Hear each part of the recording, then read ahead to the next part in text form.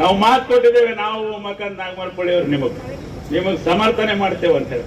ಆ ನಿಟ್ಟಿನಲ್ಲಿ ಸೂರ್ಯಕಾಂತ್ ಅವರು ಪಕ್ಷದ ಅಭ್ಯರ್ಥಿಯಾಗಿ ಅವರು ರಾಷ್ಟ್ರೀಯ ನಾಯಕರ ಮಾರ್ಗದರ್ಶನದಂತೆ, ಬಂಡೆಪ್ಪ ಸಾಹೇಬರ ಮಾರ್ಗದರ್ಶನದಂತೆ ಅವರು ತೀರ್ಮಾನ ತಗೊಂಡ್ರೆ ನಾವು ಉಮಾಕಾಂತ್ ನಾಗಮರಪಳ್ಳಿ ಸಾಹೇಬರು ನಾವು ನಿಮ್ಮ ಸಮರ್ಥನೆಯಲ್ಲಿ ಇದ್ದೇವೆ. ನಿಮ್ಮ ಕೆಲಸ ಓಪನ್ ಆಗಿ ಮಾಡಿ ತೋರಿಸ್ತೇವೆ, ನಿಮ್ಮನ್ನು ಗೆಲ್ಲಿಸಿ ತೋರಿಸ್ತೇವೆ.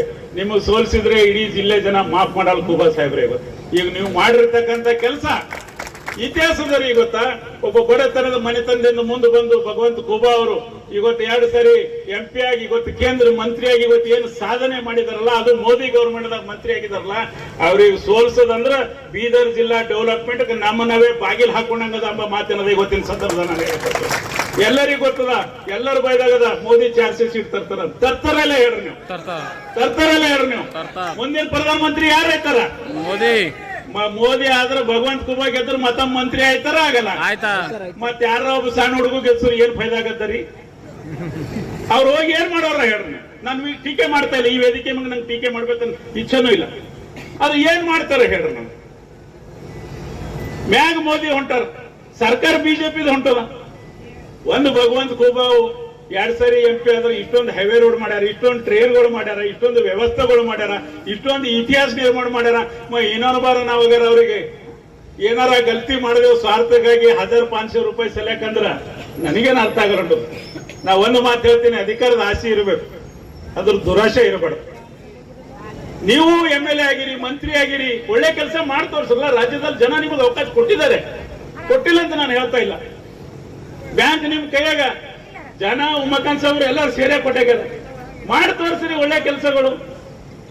ಎಲ್ಲವೂ ನನಗೆ ಬೇಕು ಅಂತ ಹೇಳಿ ನೀವು ಯೋಚನೆ ಮಾಡ್ಬೇಕು. ಒಬ್ಬ ಸಣ್ಣ ಹುಡುಗ ಅವನ ಕಡೆ 8 ಮಂದಿ MLAಗಳು ಕೆಲಸ ಮಾಡ್ಬೇಕಾಯ್ತು, ಒಬ್ಬ MP ಇದ್ರು. ಅಷ್ಟು ಈಜಿ ಅದೇನ ಆ ಕೆಲಸ ಅಂಬುದು ಸ್ವಲ್ಪ ತಲೆಲಾಡಿಸ್ಬೇಕಾಗಿತ್ತು. ಯಾಕೆ ಈ ನಿರ್ಣಯ ತಗೊಂಡಿರೋದು ಅವ್ರಿಗೆ ಬಿಡ್ತೇವು. ಆದ್ರೂ ನಾ ಬುದ್ಧಿವಂತ ಮತದಾರರಲ್ಲಿ ಕೈ ಜೋಡಿಸಿ ವಿನಂತಿ ಮಾಡ್ತೀನಿ, ದಯವಿಟ್ಟು ಈ ಗುಲಾಮಗಿರಿ ರಾಜಕೀಯಕ್ಕ ಫುಲ್ ಸ್ಟಾಪ್ ಕೊಡ್ರಿ.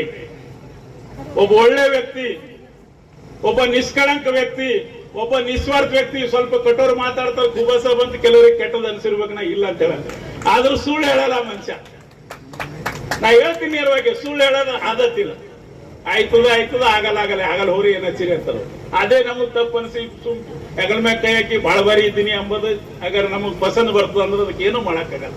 ಒಬ್ಬ ಈ ಜಿಲ್ಲೆಗೆ ಒಳ್ಳೆ ಮಾಡಂತ ಕೆಲಸ ಮಾಡಿದ್ದಾರೆ. ಅವ್ರ ಭಾವನೆಗಳು, ಅವ್ರ ಕಲ್ಪನೆಗಳು ಬಹಳ ದೂರದೃಷ್ಟಿ ಇದೆ ಅವರಿಗೆ.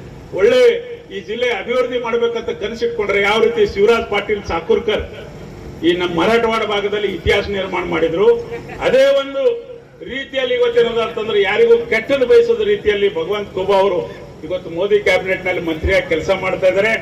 ನಮ್ಮೆಲ್ಲರ ನಾಗಮರಪಳ್ಳಿ ಅಭಿಮಾನಿಗಳಲ್ಲಿ ನಾವು ವಿನಂತಿ ಮಾಡ್ತೀನಿ. ಯಾಕಂದ್ರೆ ಜನತಾದಳ ಪರವಾಗಿ ಸೂರ್ಯಕಾಂತ್ ಅವರು ವಿನಂತಿ ಮಾಡ್ತಾರ. ನಾ ನಾಗಮರಪಳ್ಳಿ ಇಡೀ ಜಿಲ್ಲೆ ಅದು बालकी इरली बालकींदू सुमार जन बंदिर समजाची पाया पडून विनंती करला मी. देशाला मोदीची आवश्यकता आहे. मोदी नाहीतर देश राहणार नाही. मी खुल्ला सांगला 400 सीट मोदीची येवल्यात तर मग एक इकला काँग्रेस जाऊन का करणार आहे? तिथं का करणार आहे सांगा? का पैसे मोदीने आम्हाला घरापर्यंत देवल्यात का केली ते सांगा.